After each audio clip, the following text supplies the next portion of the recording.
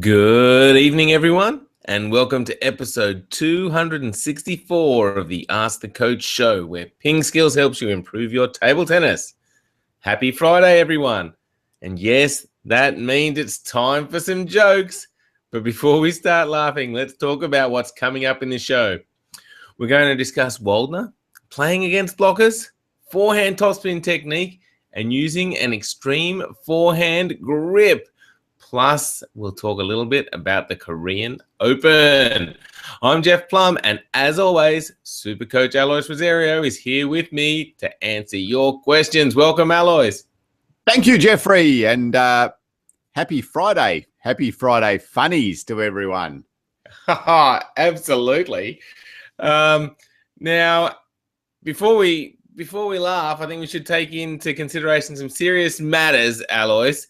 And yesterday we asked, why is table tennis the best sport in the world? What did people say? Well, everyone did agree, I think. Ahmed said because it has spin, and I think that's a really good point. And Jahanga said speed and spin gives us thrilling feeling indoors.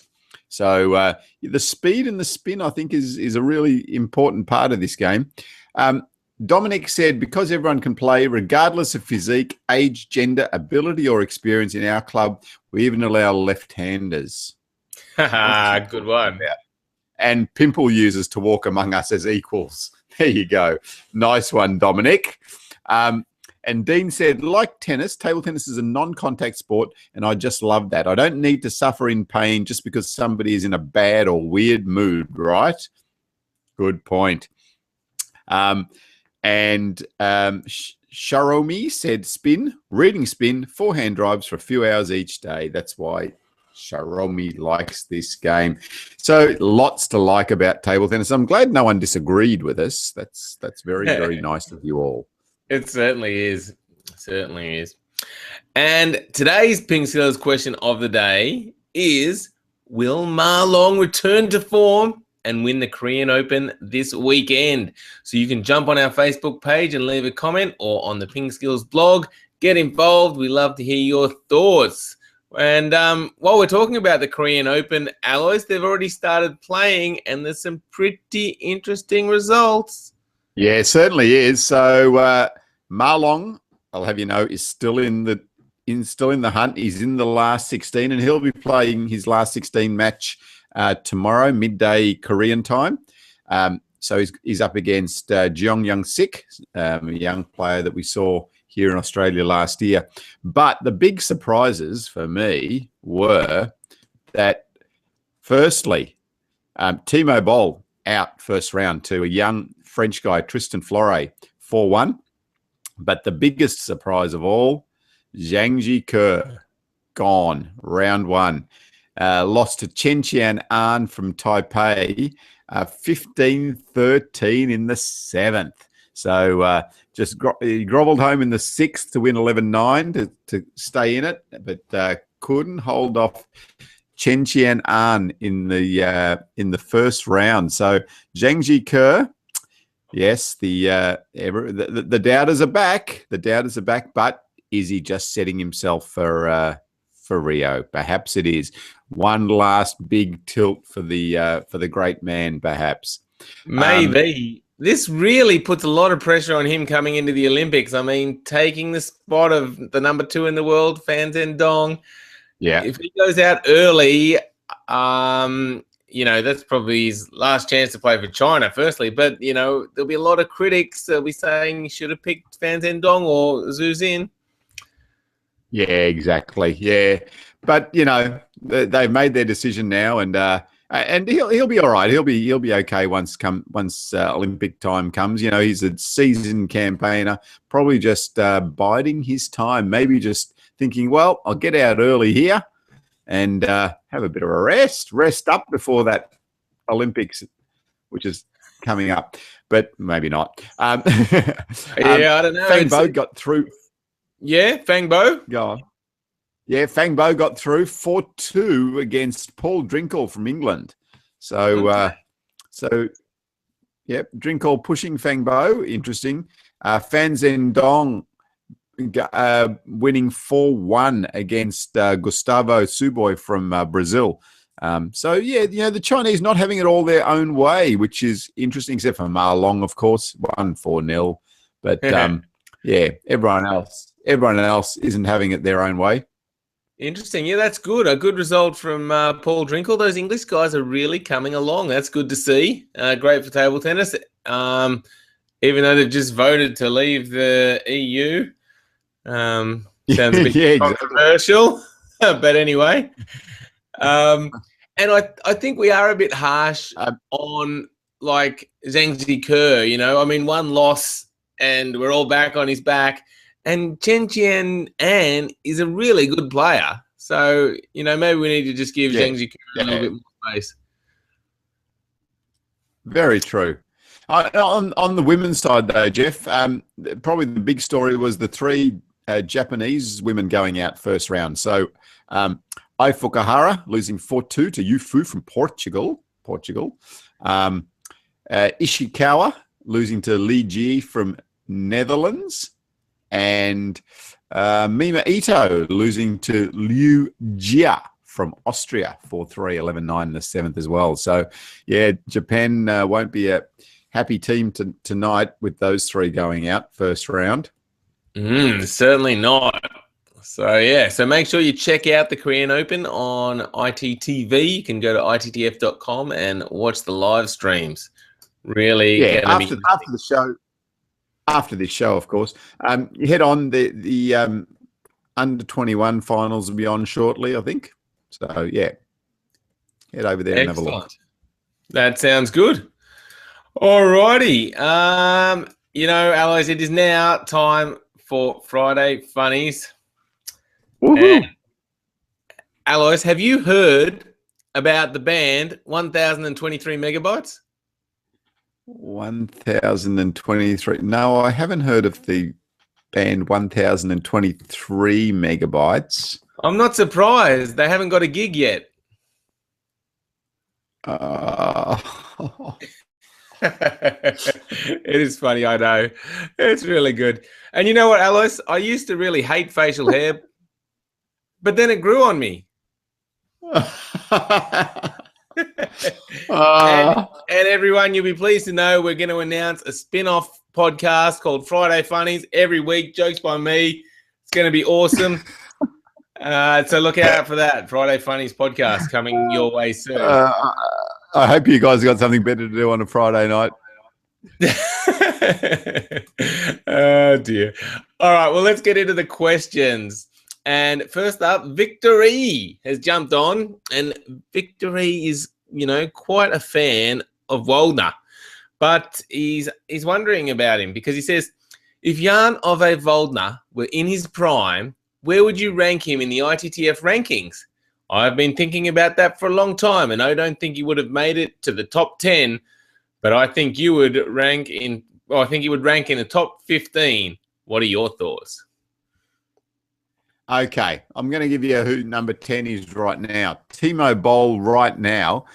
Waldner would, seriously, Waldner would beat Timo Boll today. 4-0. Boll wouldn't get 5 points. Timo Boll, just lost to some young French guy. Waldner in his prime, oh my goodness, the things that he would have done to that young French guy.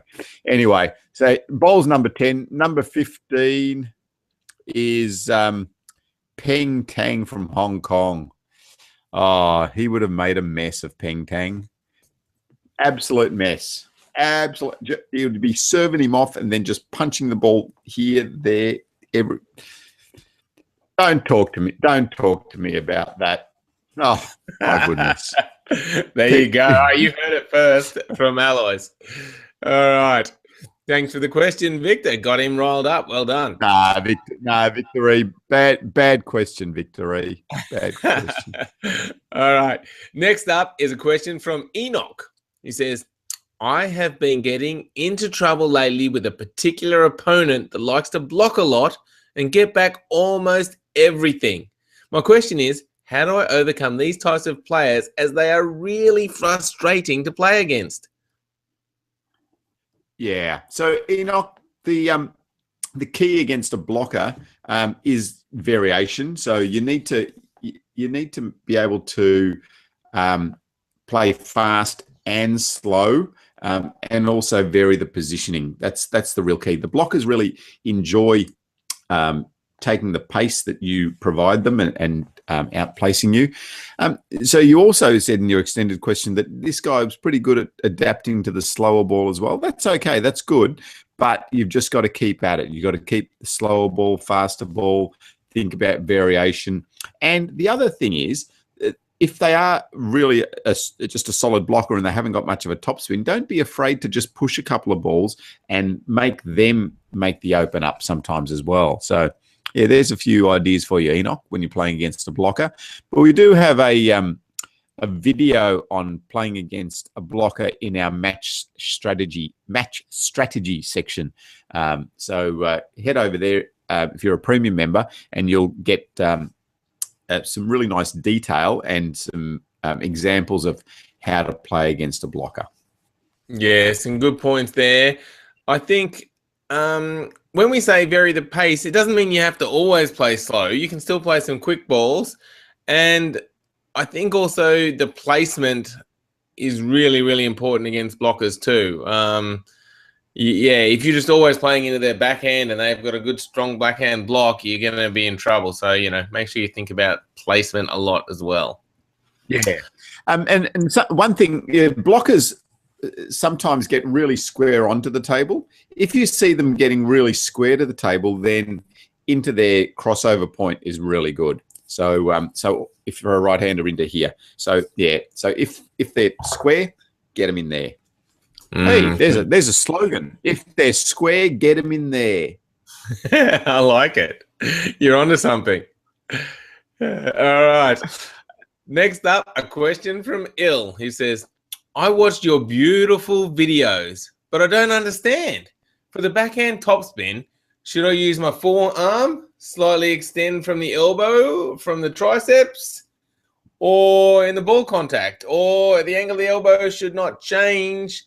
I think Il's a bit confused. So what do we need to do with the backhand topspin? Yeah. So with the backhand topspin, like all of your strokes, the more time you've got, the more parts you can put into the stroke. So if you haven't got much time, you're just going to utilize your wrist and rip over the ball with your wrist. But if you've got time and you want to play that ball faster, then you're going to utilize your upper arm, your forearm, your wrist, and everything to go through all the way.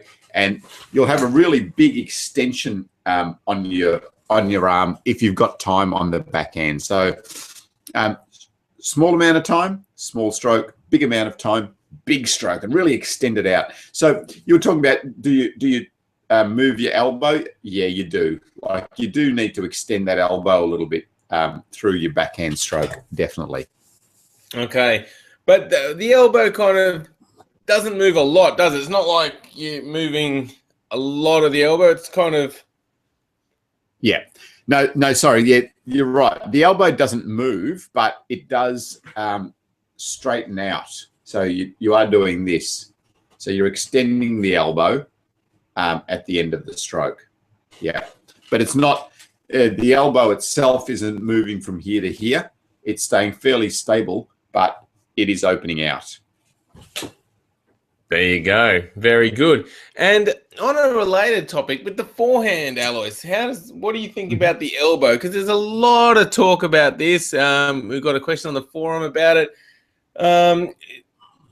Should you start with your elbow straight when playing the forehand, or should you start with a bend? Does it make a big difference? What are your thoughts on this? Yeah, so it's similar. I think, if you've got time, extend the elbow, extend your hand. It becomes a bigger lever. A bigger lever is going to generate more power or more energy. So if you're here, okay, you're going to get better control, perhaps. But if you extend it, then the bat moves in a bigger arc. So then it has to move faster. You have to be able to generate more power. If you're looking for power, extend the elbow. That doesn't rhyme. No, you need to work on that slogan. All right, Exactly. thank you, Il. Good question. Victor E says he's now sad, Alois, because you didn't like his question. I liked your question. It just got allowed me to talk about Waldner. So thank you, Victor E. Yes. And Victor, he thinks he'll be number one still. I'm sure. All right. Let's get on to the next question from Hrishi, who says, I'm using the shake hand grip, and I use an extreme forehand grip when playing my forehand and an extreme backhand grip while playing the backhand. But my finger slips due to the so-called forehand grip, and my thumb is really on top of the rubber. So have you got any advice for Hrishi? Yeah. So Hrishi, so you're changing your grip between a forehand grip, so where the bat sort of lays down more on your thumb, to a backhand grip where the bat's laying down on your pointer finger. So if you're doing that, your fingers aren't going to have good contact with the rubber. You need to change that. You need to get better contact with your thumb and pointer finger on your rubber there. Otherwise, you're going to lose some control, and it's going to make it too difficult to keep switching grips initially. So get some better contact. Pinch your bat there between your pointer finger and your thumb so that you're getting better contact and a more stable grip. So your grip's going to be more central all the way through rather than changing it so much. No good. Yeah. And I guess, a lot of people when they're starting out, maybe they haven't learned the correct grip to start with. And so they don't really seem that keen to take on the proper grip if they haven't learned it from the start. But it really is important, Alois, in terms of developing your strokes. And we've had, decades of people using the grip, and all the top players either use the pen hold or the shake hand grip. So that kind of gives you a good idea about why you should be using one of those grips. Yeah, that's right. Just an extension of what I was talking about before. So an idea just to help you with that grip, just get a piece of paper, just rip off a little bit of paper like that, scrunch it up, and then put it on the bat and just hold it under your pointer finger there. And you can put one under your thumb as well, and play that way. So then if you do move your finger, then the paper is going to drop off. So that's just a nice, simple little idea that you can utilize just to have better awareness of what your fingers are doing with your grip as well. Excellent. Great little tip. And a nice one to end the show on. But do you have a rhyming thing for that little tip? Yeah. If you want a tip about the tip of your finger, no good. Bring no. Anyway, no. Don't linger. That's right. Don't let it linger, or let it linger. You want the paper to linger. Yes, you want the paper to linger. So don't move your finger. Brilliant. Okay. And what was the other one about the middle? That one was actually a good one. If they're square, put it in there. Yeah, if they're square, that's good. If they're square, put it in there. I love it. It's a visual sort of rhyming thing though too, True. All right. Thank you everybody for watching. Have a great weekend. Make sure you play lots of table tennis and check out PingSkills.com. Sign up for a free newsletter if you haven't. Lots of good tips there. And thank you, Alois. Thank you, Jeffrey. And we shall see you all on Monday. Bye for now. Bye.